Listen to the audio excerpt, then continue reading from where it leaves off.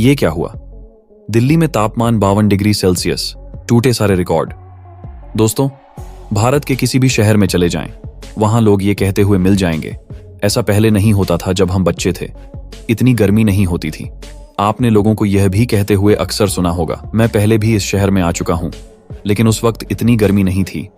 इस साल काफी भीषण गर्मी है। आखिर क्यों भारत आग के गोले की तरह जल रहा है? क्यों भारत की गर्मी ने सऊदी अरब और अफ्रीका के कई सारे देशों को भी पीछे छोड़ दिया है?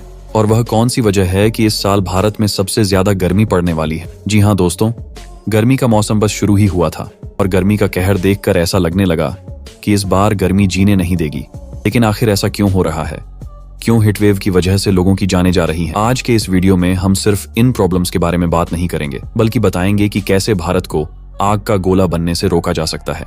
लेकिन दोस्तों, आगे बढ़ने से पहले आप इस वीडियो को एक लाइक कर दीजिए और चैनल को सब्सक्राइब कर लीजिए। दोस्तों, गर्मी का मौसम भारत के लिए काफी महंगा पड़ता है, क्योंकि आज भी भारत का हर 4 में से 3 नागरिक फिजिकल वर्क करता है।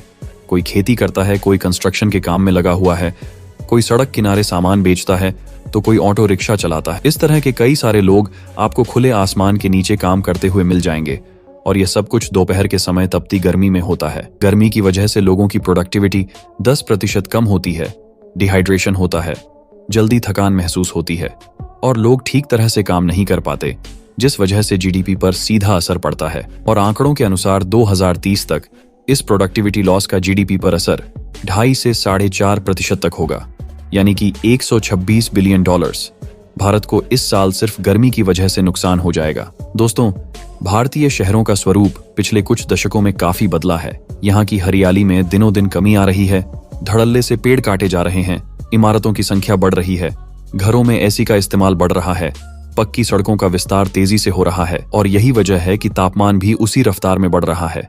ऐसे में शहर को अब अर्बन हीट आइलैंड या फिर हीट आइलैंड कहा जाने लगा है। अगर हवा की गति कम है तो शहरों को अर्बन हीट आइलैंड बनते आसानी से देखा जा सकता है।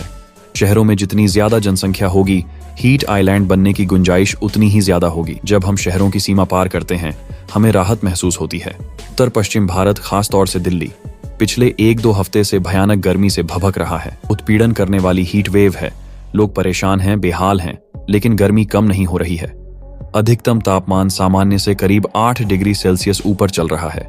वैसे तो मई को ऐतिहासिक तौर पर देश का सबसे गर्म महीना माना जाता है, होता भी है, लेकिन इस साल तापमान ने सारे रिकॉर्ड तोड़ दिए। जो संभावनाएं, आशंकाएं और उम्मीदें थीं, सब टूट गईं। लगातार 15 दिन से दिल्ली और आसपास के इलाकों में भीषण गर्मी पड़ रही है, रिकॉर्ड्स टूट रहे हैं, मौसम का नया पैमाना सेट हो रहा है। गर्मी का यह प्रकोप बीच में टूटा था। पश्चिम की तरफ से पूर्व की ओर हवा की दिशा बदली थी, थोड़ी सी राहत दिल्ली और आसपास के लोगों को मिली थी। इसके बाद फिर सूरज गर्म हो गया, पूरी ताकत के साथ आग उगलने लगा। दिन का तापमान तो जला ही रहा है, रात का बढ़ता पारा भी शरीर को झुलसाने लायक हो चुका है।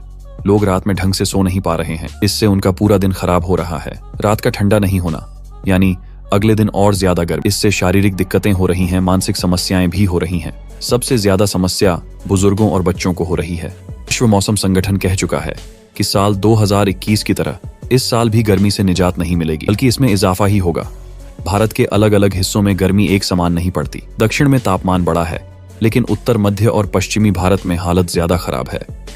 राजस्थान और गुजरात के कई शहरों में 10 मार्च के बाद से ही तापमान 40 डिग्री को छूने लगा था। मौसम वैज्ञानिकों की माने तो अचानक से बढ़ी इस गर्मी के कई कारण हैं।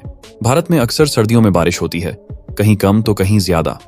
इस बारिश का कारण होता है पश्चिमी विक्षोभ, जिसे अंग्रेजी में वेस्टर्न डिस्टर्बेंस नाम से जाना जाता है।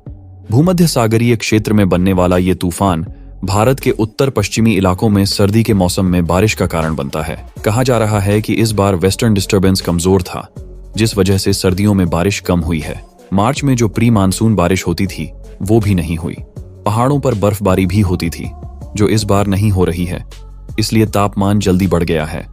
एक और वजह है, आमतौर पर मार्च के अंत या अप्रैल के शुरू में पश्चिमी राजस्थान में एंटी साइक्लोन का माहौल बनता है, लेकिन इस बार मार्च की शुरुआत में ही इसका बनना शुरू हो गया। एंटी साइक्लोन बनने से हवाएं क्लॉकवाइज, यानी जैसे घड़ी डीढ़ी की सुइयां चलती हैं, वैसे घूमती हैं। बलूचिस्तान और थार रेगिस्तान से गर्म और नम हवाएं दिल्ली, हरियाणा की ओर आती हैं, जिससे गर्मी बढ़ती है। इस बार तटीय इलाकों में भी ऐसा हो रहा है। जो सामान्य नहीं है। इसके चलते भी घातक गर्मी का असर समय से पहले ही देखने को मिल रहा। वैज्ञानिकों की माने तो इस खास स्थिति को मेडन जूलियन एसिलेशन या एमजेओ कहते हैं। ये खासकर समुद्र से धरती की ओर बहने वाली मंद बयार पर असर डालता है और उसे रोक देता है। समुद्री तटों से बहने वाली मंद हवाएं रुकने लगती हैं और सूरज की किरणें समुद्र के पानी से रिफ्लेक्ट होकर आसपास की जमीन को गर्म करने लगती हैं। ऐसा तब होता है जब ये स्थिति देर तक बनी रहती है। आमतौर पर एमजेओ की स्थिति दोपहर में 12 बजे शुरू होकर 1-2 घंटे के लिए रहती है, लेकिन कभी कभी ये लंबी चलती है। कभी ऐसा भी होता है जब पूरे दिन तक हवा एकदम रुक जाती है। इससे तापमान और भी तेजी से बढ़ता है। इस बार पश्चिमी भारत के तटीय इलाकों में यही हो रहा है। हालांकि इन इलाकों में चलने वाली लू में मैदानी इलाकों के मुकाबले ज्यादा नमी होती है। इस वजह से ये उतनी खतरनाक नहीं है जितनी उत्तर भारत की लू होती है।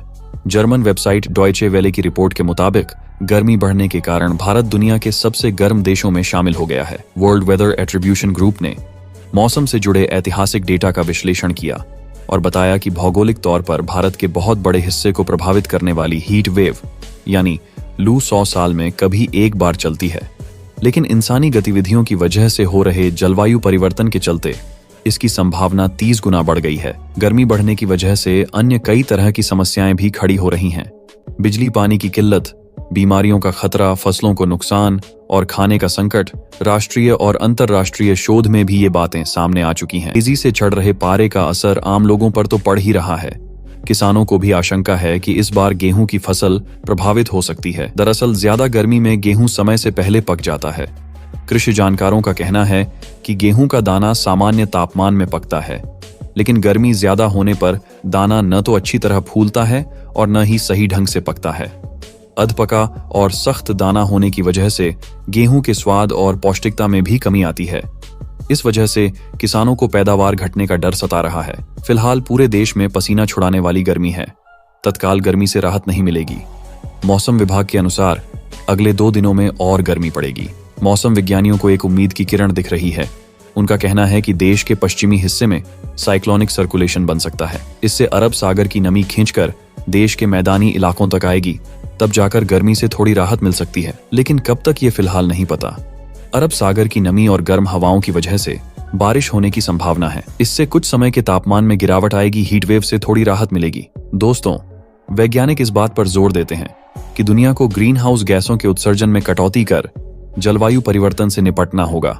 इसके खतरनाक दुष्परिणाम से बचने के लिए खुद को तैयार करना होगा। एक्सपर्ट्स तापमान में कमी लाने के लिए वैज्ञानिक डिकार्बोनाइजेशन की जरूरत बताते हैं। ग्लोबल वार्मिंग और क्लाइमेट चेंज को लेकर दुनिया भर में चर्चा, बहस, कॉन्फ्रेंस वगैरह का आयोजन होता आ रहा है, लेकिन विशेषज्ञ इस दिशा में गंभीर कदम उठाए जाने की आवश्यकता बताते हैं। बढ़ती गर्मी के बीच ज्यादातर बच्चे और बुजुर्ग गर्मी का शिकार बनते हैं। गरीबों के लिए तो और भी दिक्कत है। अगर उपाय नहीं बरते गए तो परिणाम और ज्यादा गंभीर होता चला जाएगा। बाकी दोस्तों, इसके बारे में आपकी क्या राय है, हमें कमेंट बॉक्स में जरूर बताएं। साथ ही वीडियो इन्फॉर्मेटिव लगी है तो वीडियो को लाइक करें, शेयर करें और चैनल को सब्सक्राइब करके बेल आइकन को प्रेस करना ना भूलें।